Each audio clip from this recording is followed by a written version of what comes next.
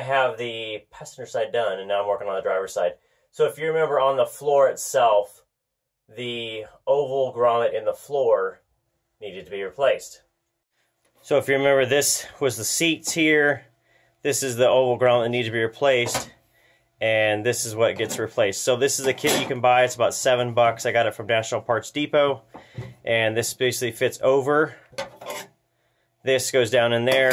So if I take this out of the way, you basically hook the tab in there, push this down in there, and snaps down, locks down tight over the grommet.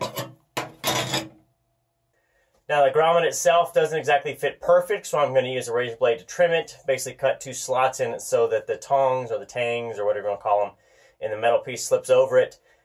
Put that on there, and then that seals the hole up so that you don't have to worry about any more rust or water coming up through the bottom. And then I'll put some boom mat over top. Very simple. Alright, so if you remember now in the trunk wall I showed you there was an oval in there. Well, the oval is exactly the same size as the floor piece. So this is the same that I just put in the floor up front, and now I'm going to put it in the trunk itself. So I'm just going to cut these tabs off here and use the gasket, and then I'm going to put a piece of the DEI boom mat over that, because it will seal, the beauty will seal over this plus the rubber and that'll keep things out of my trunk well again. Yay, no more rust and water in there. Alright, so that's just kind of showing you reference. So here's the hole itself, out of the way. So this will fit over that. Now you can see I did cut the tongs off. That will fit over there and align up. And then I'll just put a piece of boom mat kind of over around this once I clean up this surface and get it so it's less dusty. Then this will be completely sealed. And then you hear that tin sound. That DEI over this will seal plus give it less of a tin sound. Alright, so there's the final product, so you can kind of see the outline of the metal and rubber grommet underneath it there, and then you can see the hook for the tire well. So I do plan on having a spare tire in there eventually. It's going to be 5-lug, obviously, so I need to get a spare tire there. And I do have some shoddy that will go in there to kind of keep the tire down against something soft, and then when that way it doesn't bounce or anything else. It kind of gives it a more quiet ride. So that's what I had in the 92. I'll just transfer it over here when I put a spare tire in, and it's cut out, and it'll be pretty awesome for a street car. Alright, so you can see now I've got all the sound deadener up to the footwell of the driver's side.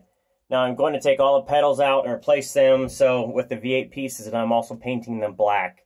So if you guys want to do that, or if you ever need to do that for any reason, if you take yours all the way out and you want to disassemble, paint, and re-grease and reassemble, I'll put a link up there for the video to do that if you want to do it.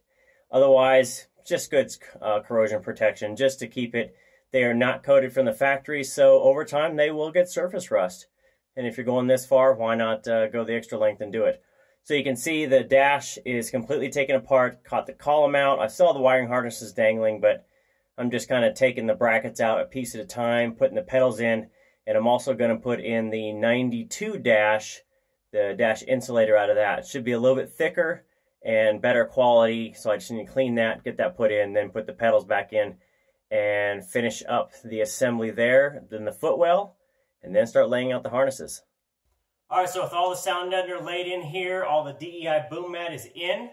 Now it's a matter of laying out all the wiring. So I've taken the box, the big box I had from the 92, and I've laid out everything. So you can obviously see there's an extra harness that's running to the trunk. So now I have 2 taillight harnesses, a fuel pump harness, and then I've also got the sender for the gauges up here for the 4-cylinder carbureted tank. Yeah, 4-cylinder carbureted tank. Anyway, so I've got 2 harnesses up here. I've got a big ball of snakes up here with all these harnesses. I've got the EFI coming in the firewall, which I'll show you in a second. And then I've got everything, at least here, mounted back up. So the columns in, all the braces and that. So I did go ahead and paint all the braces.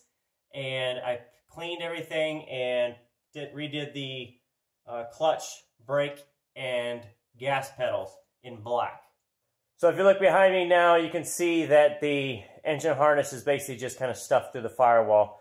This technically doesn't even have a hole for this engine harness to come through because it was a carbureted car that had no fuel injection.